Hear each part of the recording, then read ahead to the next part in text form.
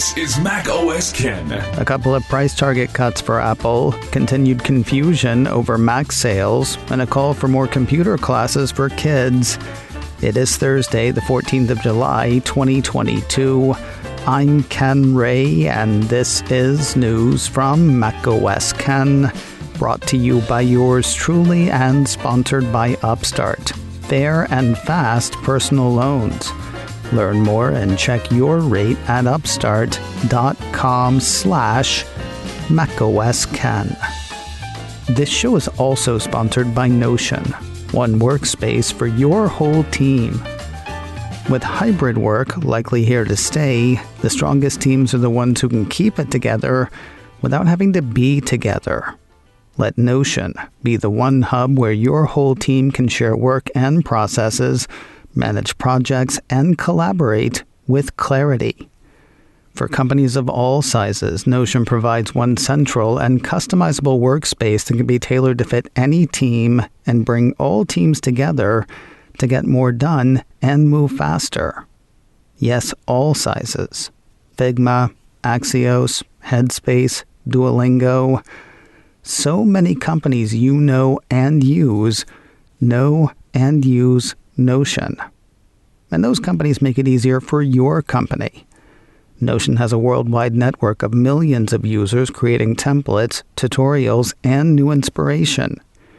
You're not just using the tools that they use, you can use them the way they do too. Learn more and get started for free at notion.com/macOSKen. That's notion.com/macOSKen to take the first step toward an organized, happier team today. NOTION.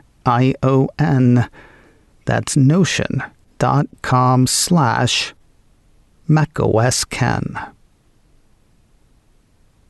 News of two more lowered price targets. One, a sensible sounding trim on Apple shares. The other a bit more drastic. We'll start on the sensible side. Citi analysts Gentleman Jim Suva and Asia Merchant issued one of those "it's not Apple, it's the planet" notes this week. MarketWatch had the two citing cautious consumers, macroeconomic worries, and continued supply chain bottlenecks as concerns. It is those cautious consumers that seem most troublesome, though. Quoting the analysts, a more concerning metric is the potential for lengthening device replacement cycles, currently at approximately 4 years for smartphones, amid consumer spending contraction in an inflationary, recessionary environment that could compress annual iPhone shipments and drive lower units as consumers await a major iPhone redesign, which we believe is unlikely until 2023 with the foldable. I'd like to pause here and stress, it's the cut that's sensible, not everything in the note. I have yet to hear a compelling reason for a foldable iPhone, and I really have a hard time believing. Merchant and Suva do believe, though. In fact, a foldable iPhone tops their list of 5 reasons to keep buying Apple stock. Running down that list, the iPhone 14 build is expected to launch in the middle of September with a foldable phone seen in 2023, a mix shift that continues to skew away from lower-priced Android phones towards mid-end and premium-priced products. Apple plans to buy back around $90 billion in stock. Sticky services revenue and potential for more device-as-service offerings are another reason. And finally, new product launches such as AR/VR headsets and the Apple Car in 2025, neither of which are reflected in the current estimates and market cap. Cool as all that sounds, the analysts think their old price target of $200 is too much of a climb in the next 12 months. Citi has kept its buy rating on Apple shares. Price target is lower, though, down to $175. Now is probably a good time to remind you that I am not a financial analyst and certainly not a financial advisor. I'm just a guy who's been watching Apple, Apple Watchers, Apple analysts, and other Apple-related stuff for 17 years and change. When I said we had news of 2 price cuts, one sensible, one drastic, that is not to completely discount the second note. Barron's wrote up that one from Link's equity strategies analyst K.C. Rajkumar. They're not among the raft of analysts listed by tip ranks. I have never heard of Link's equity strategies, nor have I ever heard of the analyst Rajkumar. For what it's worth, Apple 3.0's Philip Elmer-DeWitt has never heard of him either. Reading the Barron's write-up of their note, it sounds like Rajkumar might be missing Apple's Appleness. Quoting Barron's, Rajkumar writes in a research note that Wall Street estimates for the September 2023 fiscal year look too high, given softening demand for PCs and smartphones. The Street has been toying with the idea of cutting Apple's estimates, but finds itself unable to make meaningful cuts, he writes. We think fiscal year 2023 estimates have meaningful downside. Things that make him think so include reports of softening orders for iPhone 14 components, though that's been a bone of contention among some Apple watchers. Word of weakened wafer starts for TSMC, though, as Barron's points out, Apple is not TSMC's only customer. And worry that global 5G adoption, and thus iPhone adoption, could slow, #in this economy. Those all sound like sensible concerns, though again, they leave out whatever thingness it is that tends to keep Apple humming, even in tough economic times. It also sort of sounds like he's never heard of Apple's services business. But even if we chuck in a slowdown for that, his cut on Apple seems aggressive. Apple is currently trading around $145. Rajkumar's price target had been $150. That is now lowered to $125. He's not the first to assume that the fates of HP and Samsung will be Apple's fate as well. He also wouldn't be the first to be wrong about that. And again, he might not be. We'll find out in the future. Amid signs of a cooling global smartphone market, two sources in Apple's iPhone supply chain have told Reuters that the company's most recent handsets are still selling well in July, months after their release. So says a report from Apple Insider. Kind of surprising this late in iPhone 13's run, especially #in this economy. And yet it looks like things will get even better with iPhone 14. At the start of July, TF International analyst Ming-Chi Kuo said that demand for iPhone 14 in the Chinese market may be stronger than that of iPhone 13. He based that assertion on the extremely high prepaid deposits being shelled out by distributors, retailers, and scalpers for Apple's next iPhone. While China is not the planet, good news for Apple in China tends to be good news for Apple overall. Now, that Apple Insider piece has good news for Apple along a similar line. Quoting it again, Apple itself is expecting its iPhone 14 to do better still. Reuters reported that Apple recently conveyed its higher-than-usual expectations to suppliers and initial forecasts as it carried out trial production of the company's next-generation smartphone. It's not going to fold, though, so sucks. The confusion and contradiction around Mac shipments continues. Earlier this week, I told you of conflicting reports from market trackers IDC and Gartner. For the June quarter, IDC had Apple shipping 4.8 million Macs, down over 22% from the same quarter a year earlier. Gartner, meanwhile, had the Cupertino company shipping 6.4 million Macs, an increase of just over 9%. Now a piece from Apple 3.0 has market tracker Canalys failing to mention the Mac at all as far as the June quarter is concerned. Global PC shipments were down 15% in the second quarter of 2022, according to a Canalys report. The way that firm sees it, the problem last quarter was supply. Too few computers to go around thanks to production disruptions due to the huge number of COVID lockdowns in China.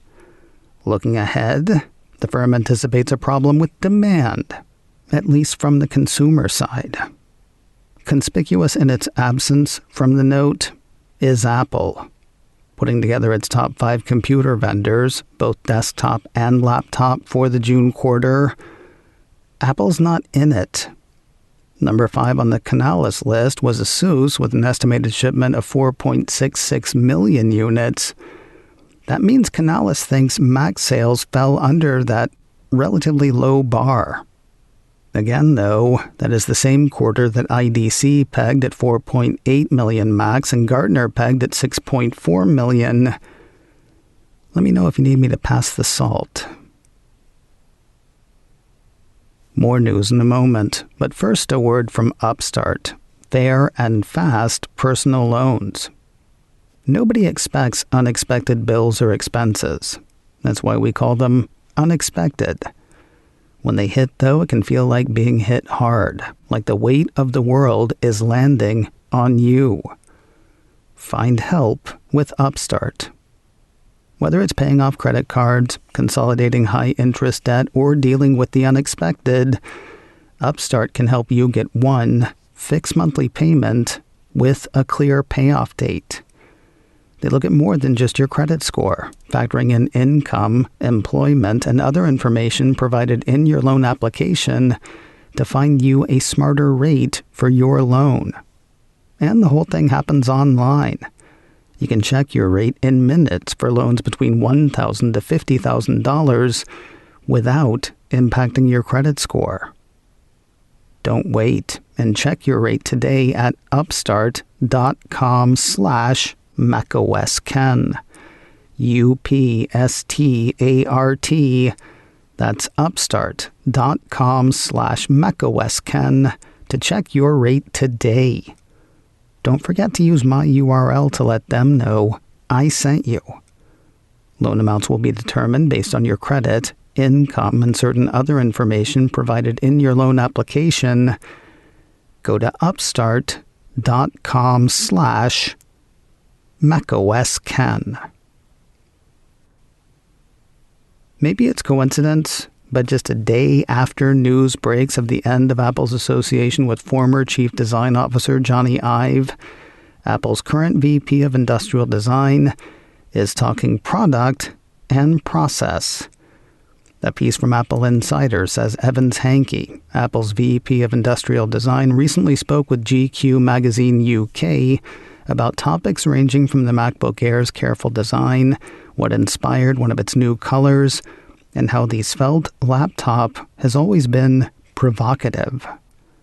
If you want to know more about that, either report will tell you more. Personally, I'm more interested in Apple possibly playing off a name you knew with a name you'll come to know more. What do Apple CEO Tim Cook and Facebook founder Mark Zuckerberg have in common? If you said a searing, deep hatred for each other, yeah, okay, maybe. There's a good thing they have in common, though. A report from 9 to 5 Mac points to a letter the two have signed calling for a greater emphasis on teaching kids to code. The letter, addressed to governors and education leaders of the United States of America, calls on those leaders to update the K-12 curriculum in each state for every student in every school to have the opportunity to learn computer science. Quoting the letter, at a time when every industry is impacted by digital technology, our schools should teach every student how technology works to learn to be creators, not just consumers. Instead, this basic skill is taught only to the lucky few, leaving most students behind, especially young women and students of color. The need is there on a few levels. For one, the letter says the U.S. has over 700,000 open computing jobs, but only 80,000 computer science graduates each year. Additionally, the letter says global cyber attacks have put a new spotlight on cybersecurity, making computer science a national security imperative for government and business alike. And they say studies now show that students who learn computer science outperform in school, university, and beyond. As for where to get the necessary computers, the letter says when schools closed for COVID-19, America funded laptops for 90% of students to learn from home. As schools reopen, they say those laptops should be used to teach computer science. Other strange bedfellows on the list include Sheryl Sandberg, Michael Dell, Jeff Bezos, Bill Gates, and that list does go on. You can read the full letter and list of signatories at ceos4cs.com. And finally today, Apple TV Plus has put out a full trailer for 5 Days at Memorial. That's the limited series about a hospital in New Orleans in the immediate aftermath of Hurricane Katrina. Apple's latest press release on the show says, when the floodwaters rose, power failed, and heat soared, exhausted caregivers at a New Orleans hospital were forced to make decisions that would follow them for years to come.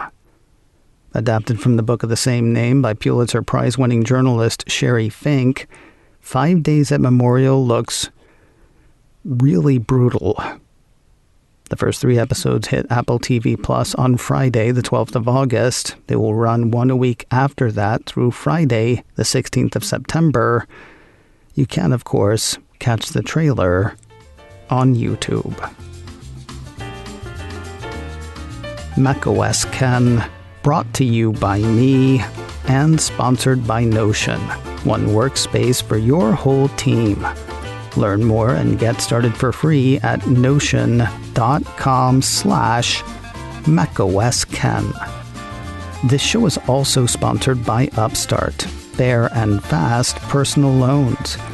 Learn more and check your rate at upstart.com/macOSKen. Advertising handled by Backbeat Media, online at backbeatmedia.com. You can reach me a couple of ways. info@macosken.com or call 716-780-4080.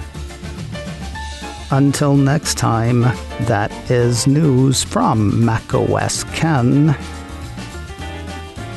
I'm Ken Ray.